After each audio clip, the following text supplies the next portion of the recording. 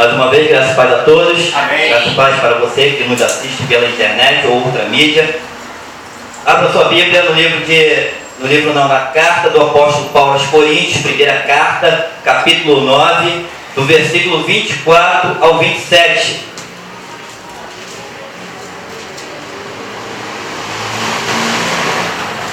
Vamos orar em nome de Jesus. Senhor, meu Deus e meu Pai, muito obrigado por essa noite. Muito obrigado por estarmos aqui nesse lugar envolvido contigo, Senhor. Edifica a nossa vida através da Tua palavra. Faça que a gente venha avançar a cada dia com o Teu poder, com o Teu Espírito Santo, com a Tua palavra nos edificando e orientando a nossa vida. Em nome de Jesus. Amém. Primeira carta aos Coríntios, capítulo 9, versículo 24 ao 27, diz assim: vocês não sabem que todos os que correm no estágio, apenas um ganha o prêmio? Corram de tal modo que alcancem o prêmio. Todos os que competem nos jogos se submetem a um treinamento rigoroso para obter uma coroa que logo perece. Mas nós o fazemos para ganhar uma coroa que dura para sempre.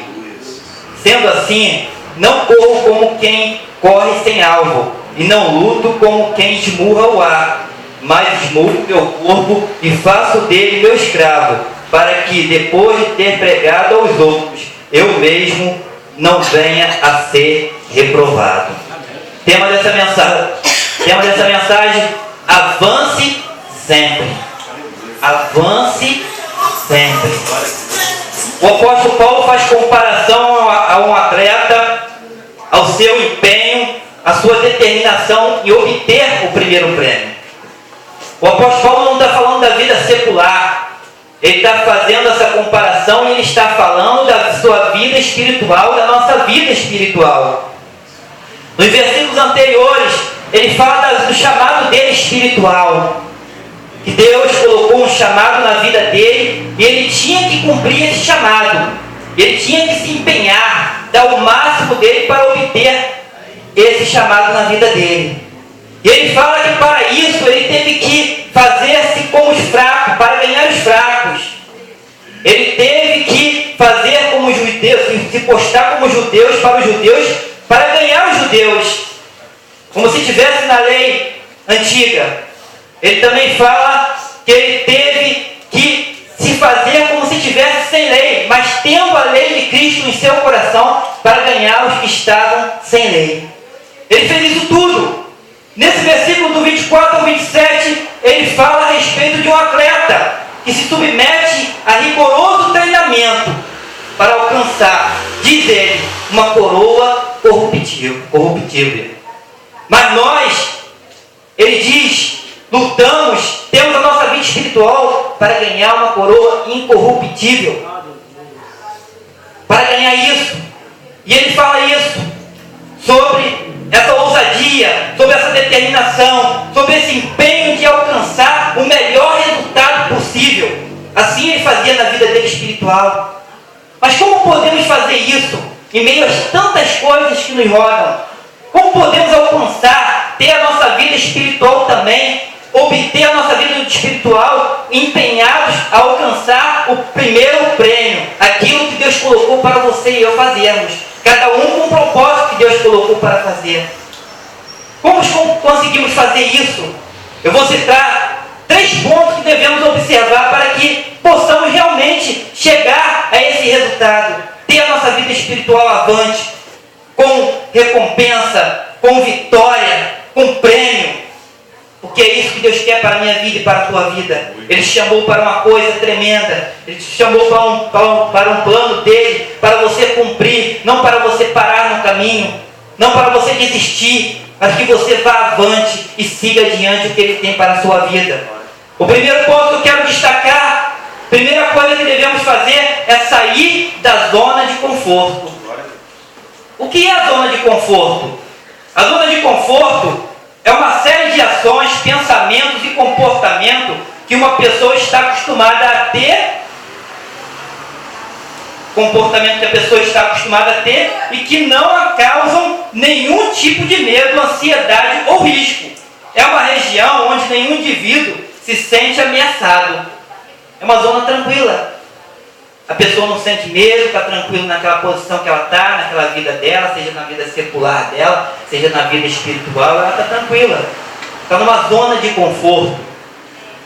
Mas diz também que na zona de conforto as pessoas realizam sempre um determinado tipo de comportamento, que lhe dá um desempenho constante, porém limitado, e com uma sensação de segurança. A pessoa pratica sempre aquela mesma coisa, sempre aquele padrão, tá bom assim, desse modo está vindo bem, eu estou sendo suprido, está ótimo. Mas que dá a sensação de uma segurança. Essa segurança é uma falsa segurança. Uma vez que quando ocorre uma grande mudança, quem está muito confortável leva um choque maior e estará menos preparado para sobreviver do que os outros. A pessoa tem aquela sensação de segurança. Mas vem a circunstância da vida, vem as dificuldades, vem a adversidade, e a pessoa tem um choque maior e estará menos preparado para sobreviver do que os outros. Os indivíduos, em geral, necessitam saber operar fora da zona de conforto para realizar avanços, melhorar seu desempenho, seja ele no trabalho, na vida pessoal ou até mesmo na vida espiritual. A pessoa precisa de sair dessa zona de conforto, porque ela não é um mar de rosa para sempre. Tão bom seria se estivéssemos na zona de conforto, tranquilo. Eu, há um tempo atrás, fazia planos para a minha vida material, até mesmo para a minha vida espiritual, de estar numa posição, tranquilo, ter conquistado algumas coisas, estar servindo a Deus, naquela tranquilidade. Mas essa zona de conforto não é dessa forma, porque temos circunstâncias na nossa vida, temos problemas na nossa vida que vêm, temos muitas coisas que enfrentar e ela não permanece, essa zona de conforto não permanece para sempre. Deus chama Abraão. Abraão está na zona de conforto, Abraão está lá numa terra, tem seus familiares, está com a vida boa. Abraão, não tem nada falando de Abraão, que Abraão estava reclamando da vida. Abraão estava bem, com a sua parentela, com a sua família, e Deus chama Abraão. Abraão poderia se posicionar.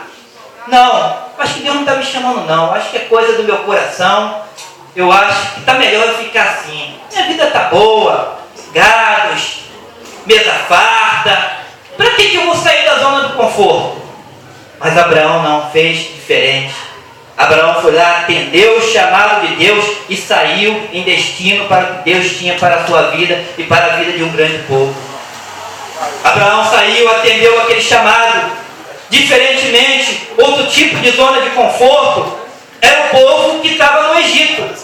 O povo do Egito, eles estavam sofrendo. Eles estavam com uma vida sofredora, sendo escravo ali de Faraó, sendo escravo daquela situação. Eles estavam reclamando, clamando a Deus por alguma coisa. Eles estavam numa espécie de zona de conforto, mas uma zona de conforto que já estavam até acostumados em ser escravos, estar sofrendo.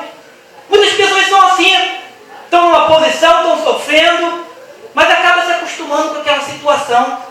E aquela situação passa a ser uma zona de conforto. Tá bom assim, não vai melhorar, mas também não vai piorar. As coisas estão ruins para mim, mas um dia está bom, outro dia está melhor. E vai vivendo aquela vida. E diz a palavra que em Êxodo, você não precisa de ir, Êxodo 3:7, Deus fala com Moisés e fala: o meu povo, eu estou ouvindo o clamor deles, estão no Egito sofrendo, sendo escravo, mas eu desci e vou ajudar esse povo. Eu vou levar esse povo para uma terra que tem leite e mel, uma terra farta. Eu vou tirar esse povo de lá. E dá uma incumbência para Moisés. E Moisés vai lá, tira o povo e acontece aquela situação toda, as pragas, e o povo sai do Egito. E o povo agora se encontra em frente ao mar. Em frente ao mar. E Deus endurece o coração de Faraó, manda Faraó ir lá atrás daquele povo.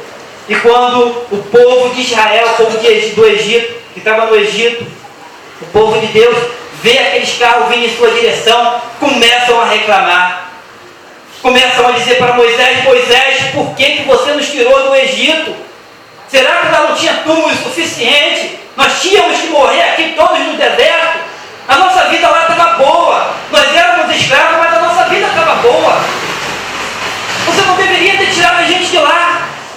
Aí Deus vai, manda Moisés falar para o povo: diga a esse povo que marchem. porque eu vou dar livramento para eles. E você bem conhece a história, como passou pelaquela situação, foi vitorioso, mas continuou no deserto reclamando da vida que iam ter, que Deus ia dar uma vida melhor para eles. Tem pessoas que são assim, até nos dias de hoje, estão numa zona de conforto, sofrendo, mas estão na zona de conforto. Tá bom, melhor assim, melhor eu não ir adiante não, tá bom assim. Mas também vemos outra situação de pessoas que estão na zona de conforto e que são egoístas. Elas estão bem, estão na zona de conforto, mas não quer se preocupar com o seu próximo não. Jesus Cristo narra bem essa história quando ele fala do paralítico, da cura do paralítico, essa história, essa parábola. Diz que Jesus Cristo curou aquele paralítico num dia de sábado. E os judeus foram interrogar. Os judeus não ficaram satisfeitos.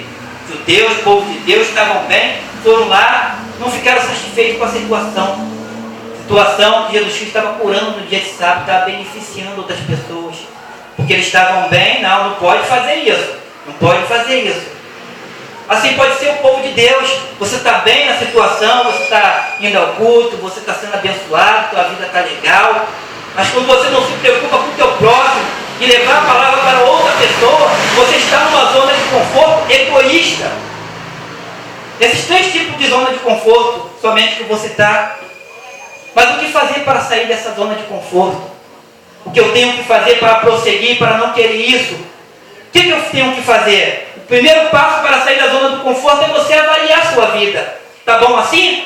Você quer permanecer na zona de conforto como um crente egoísta, como uma pessoa egoísta que só pensa em si próprio, que está bem para você? Ou você quer ficar na zona de conforto, mesmo sofrendo, mesmo tendo dificuldade, mas tá bom assim, eu vou permanecer assim. Ou você prefere fazer como Abraão fez? Eu estou na zona de conforto sim, mas eu vou sair para o que Deus tem de melhor para a minha vida. O que Deus tem para o meu próximo. O que Deus tem para fazer através de mim. Então você tem que avaliar a tua vida e sair da zona de conforto. O segundo ponto que você tem que observar, se você decidir sair da zona de conforto e queira realmente avançar sempre, você tem que pôr a mão no arado. Acompanhe comigo, João, capítulo 9, versículo 57 até o 62. João, capítulo 9.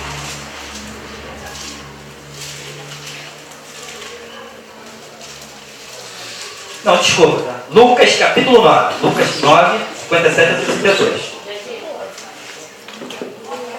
Lucas 9, 57 ao 62.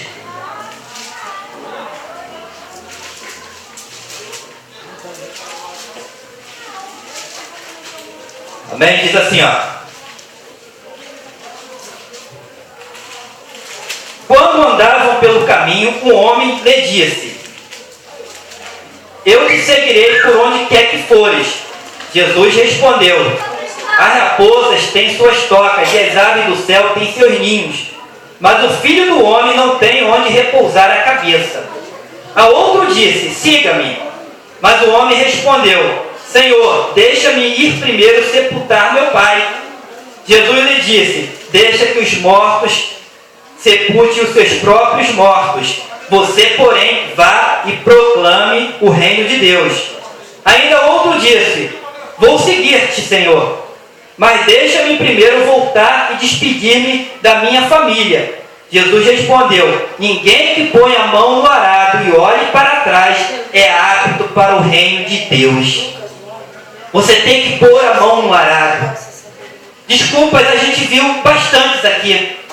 Jesus Cristo chama um e ele diz: primeiro eu vou fazer isso, primeiro eu vou fazer aquilo. Jesus Cristo chama outro e a mesma coisa.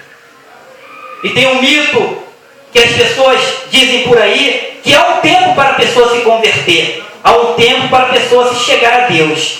Eu digo mito pelo fato, não que haja realmente um tempo da parte de Deus. Há um tempo da parte de Deus, mas esse tempo pode ter passado na vida da pessoa e a pessoa não se deu conta. A pessoa está com aquela desculpa que Jesus Cristo está dizendo: eu vou fazer aquilo primeiro, eu vou fazer isso e eu vou fazer aquilo outro.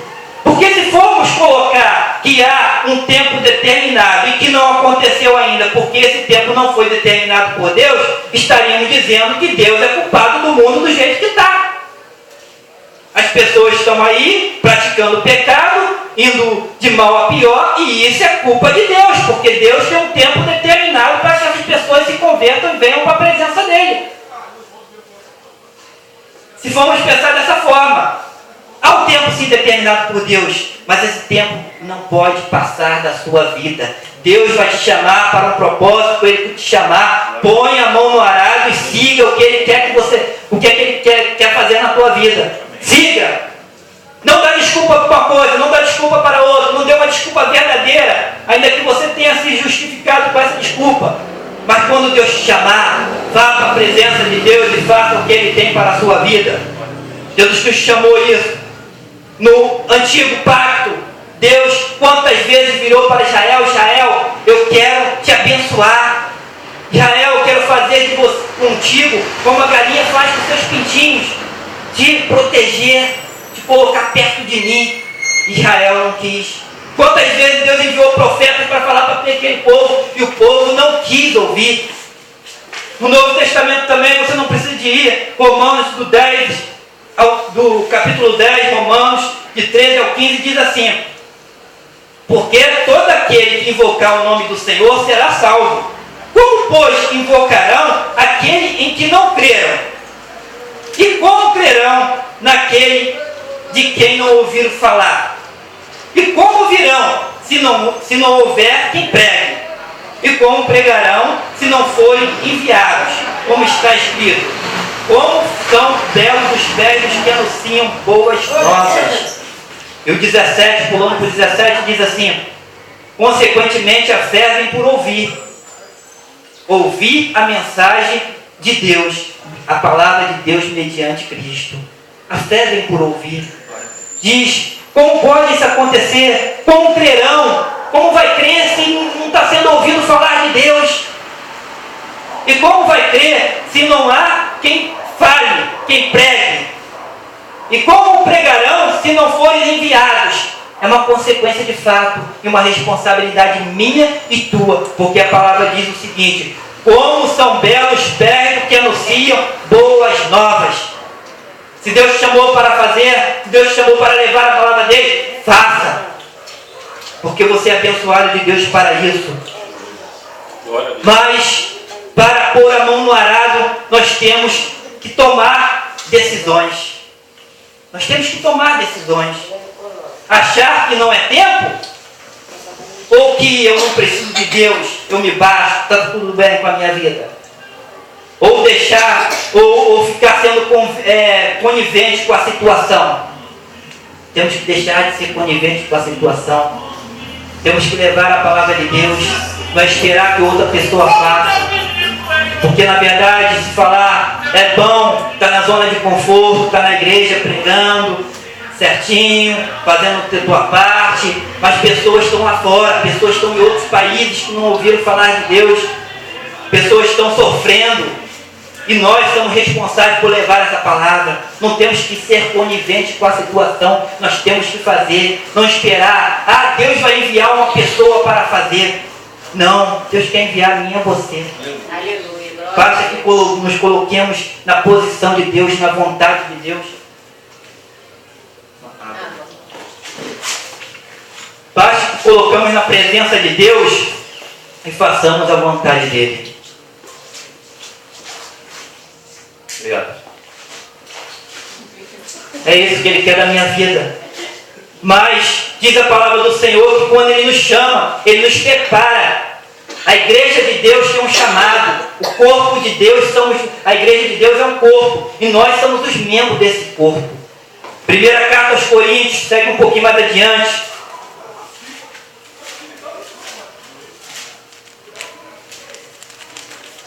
Primeira carta aos Coríntios, capítulo 12.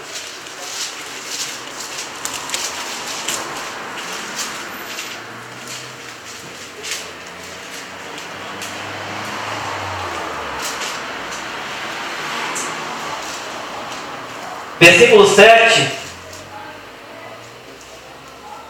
Diz assim: a cada um, porém, é dada a manifestação do Espírito, visando ao bem comum.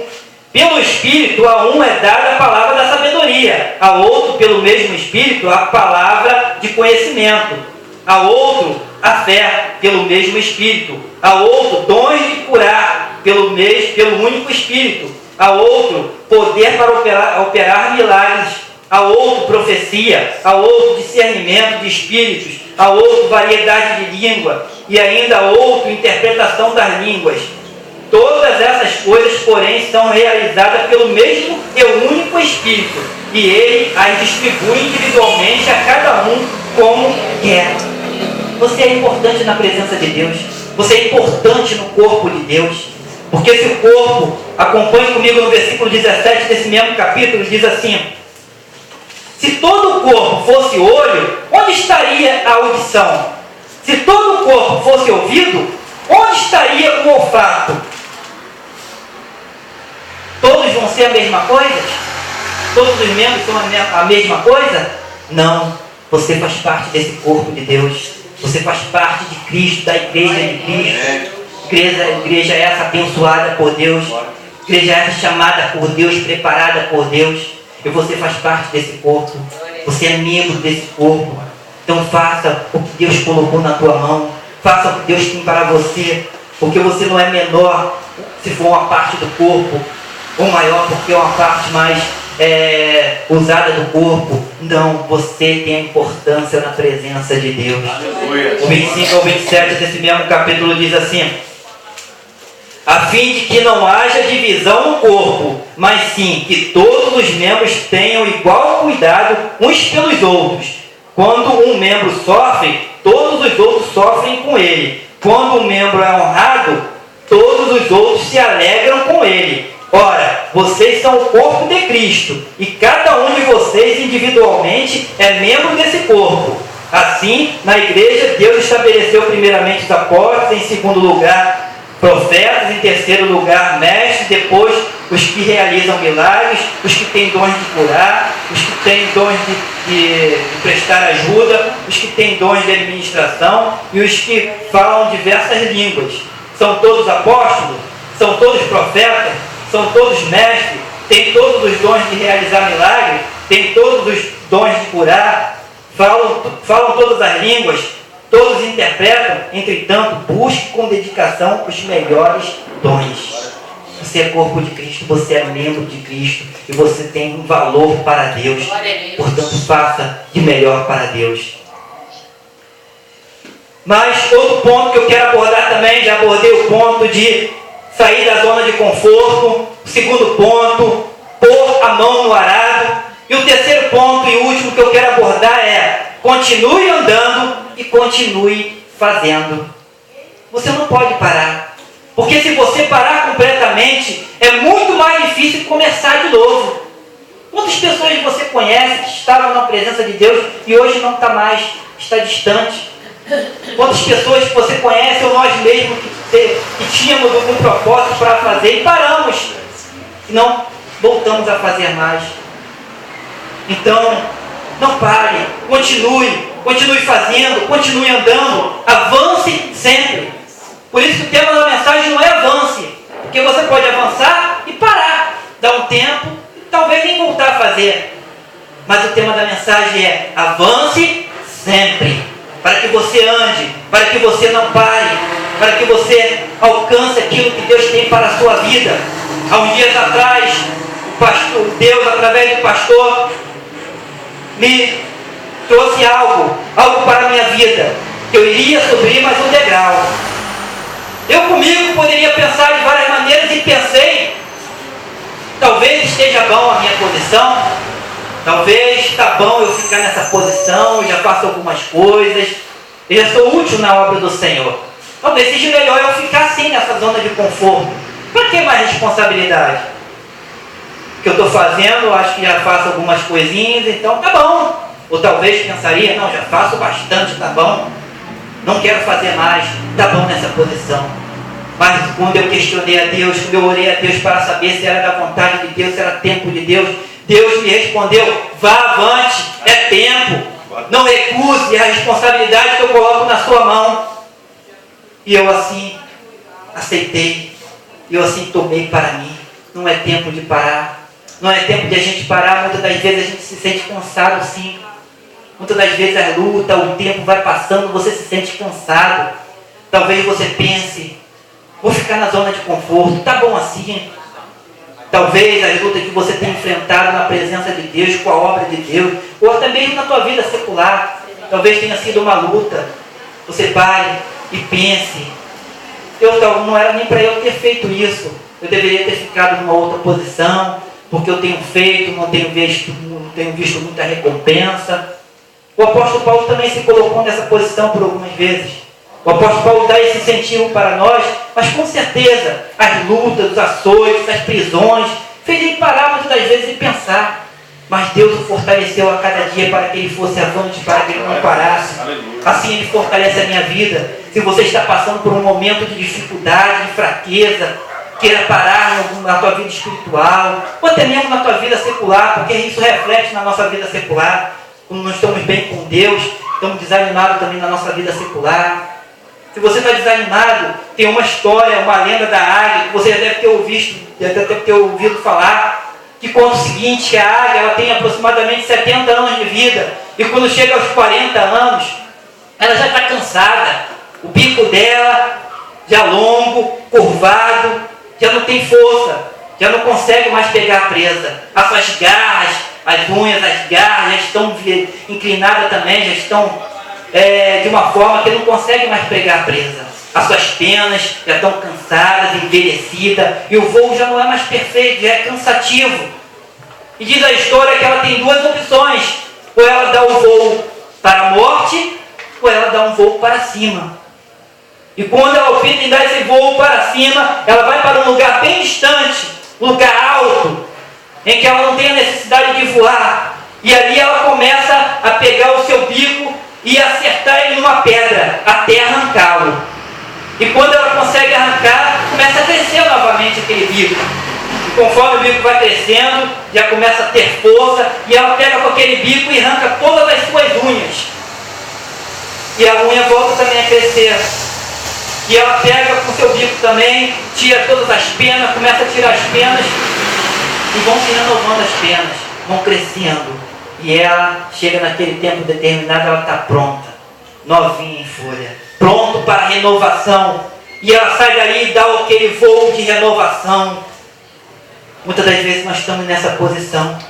Talvez você esteja nessa posição de ter que renovar as suas forças. Mas renovar as forças longe de Deus não tem como. Mas renovar as forças com Deus tem como. Você não precisa de ir. Isaías capítulo 40, no versículo de 31, diz assim: mas aqueles que esperam no Senhor renovam as suas forças, voam bem alto como águias, correm e não ficam exaustos, andam e não se cansam. Aqueles que esperam no Senhor, espera no Senhor. Ele está renovando a tua força a cada dia. Ele tem renovado a tua força. Ele tem o melhor para você, não precisa de você ir também. Jeremias 17, 7, 8 diz assim: mas bendito é o homem cuja confiança está no Senhor, cuja confiança nele está. Ele será como uma árvore plantada junto às águas, e que estende as suas raízes para o ribeiro. E não temerá quando chegar o calor, porque as suas folhas estão sempre verdes. Não ficará ansiosa no ano da seca, nem deixará de dar fruto. Mas bendito o homem cuja confiança é no Senhor.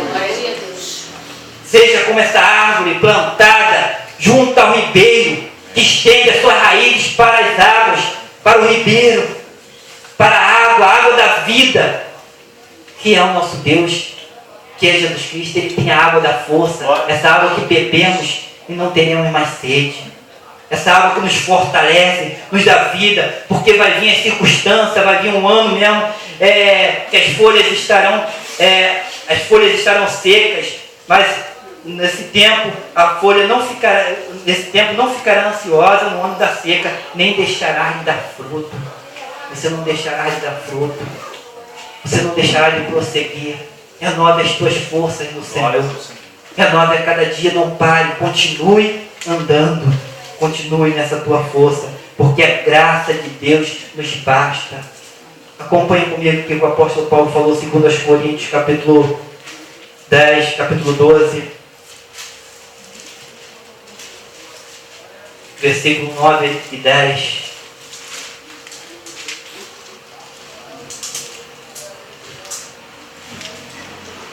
12, 9 e 10, ele diz assim: mas ele me disse, a minha graça é suficiente para você, pois o meu poder se aperfeiçoa na fraqueza. Portanto, eu me gloriarei ainda mais alegremente em minhas fraquezas, para que o poder de Cristo repouse em mim. Por isso, por amor de Cristo, regozijo-me nas fraquezas, nos insultos, nas necessidades, nas perseguições, nas angústias, pois quando sou fraco é que sou forte. O apóstolo Paulo passou por uma tremenda perseguição, um espinho na carne. Talvez ele tenha pensado em parar, talvez ele tenha pensado em desistir, talvez ele tenha pensado em tanta perseguição, mas ele diz: mas a graça do Senhor foi lá e fortaleceu ele. A graça do Senhor nos fortalece a cada dia. Nós podemos superar a circunstância da vida, nós podemos ir avante. Acompanhe comigo Filipenses, segue um pouquinho mais adiante. Capítulo 3. Aos Filipenses, capítulo 3, versículo 12 a 16, diz assim: não que eu já tenha obtido tudo isso, ou tenha sido aperfeiçoado, mas prossigo para alcançá-lo, pois para isso também fui alcançado por Cristo Jesus.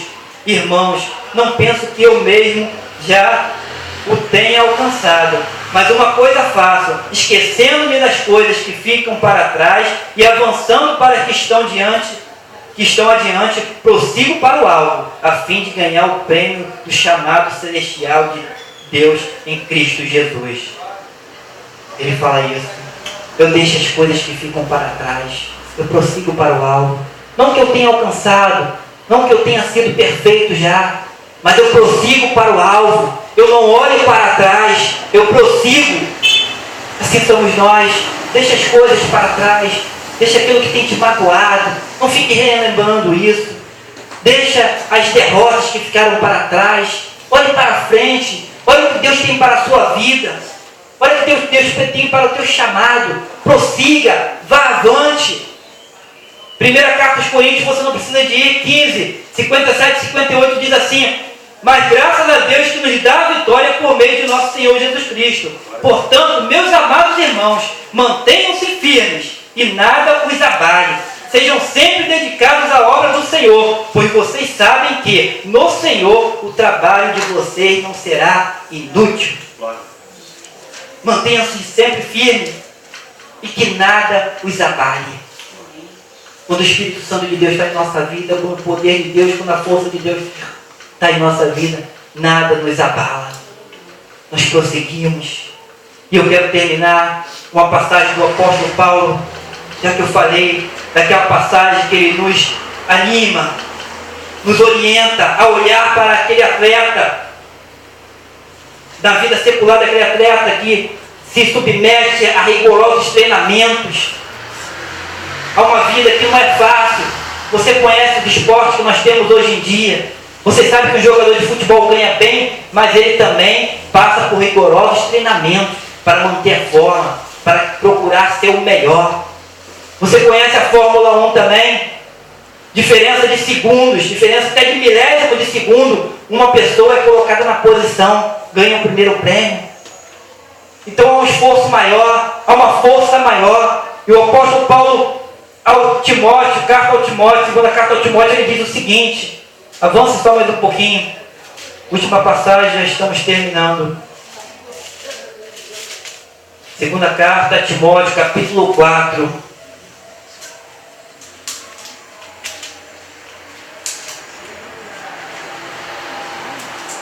Versículo 7 e 8. Ele diz assim: aquele homem que teve a sua vida espiritual na presença de Deus, aquele homem que você conhece a história, que com poucos anos, antes de chegar a uma certa idade, ele já excedia muito da sua idade. Um homem que foi dedicado na lei do antigo pacto e na graça de Deus, que Deus o revelou. Ele diz no final de carreira dele, com muitos anos de perseverança na presença de Deus, ele diz assim: combati o bom combate, terminei a corrida, guardei a fé. Agora me está reservada a coroa da justiça, que o Senhor, justo juiz, me dará naquele dia, e não somente a mim, mas também a todos os que amam a sua vinda. Que você e eu possamos dizer essas palavras: combater o bom combate, terminar a corrida, guardar a fé, que possamos avançar sempre, que possamos nunca olhar para trás, olhar para Jesus, autor e consumador da nossa fé, deixando o pecado que tão de perto nos rodeia e seguir a carreira que nos está proposta, olhando somente para Ele, para Jesus, autor e consumador da nossa fé.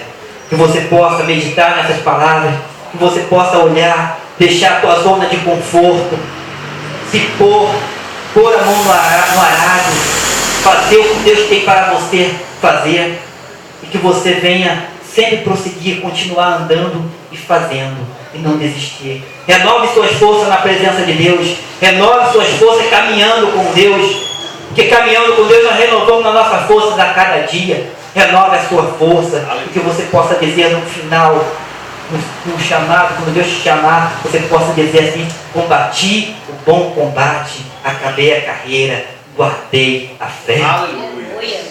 Desde já, agora me está reservada a coroa da justiça, que o Senhor, justo juiz, me dará naquele dia, e não somente a mim, mas também a todos os que amam a sua vinda. Glórias a Deus por isso. Que a palavra de Deus continue fortalecendo a tua vida, forjando o teu caráter a cada dia. Que você possa, através dessa palavra, ser guiado dia por dia, em nome de Jesus.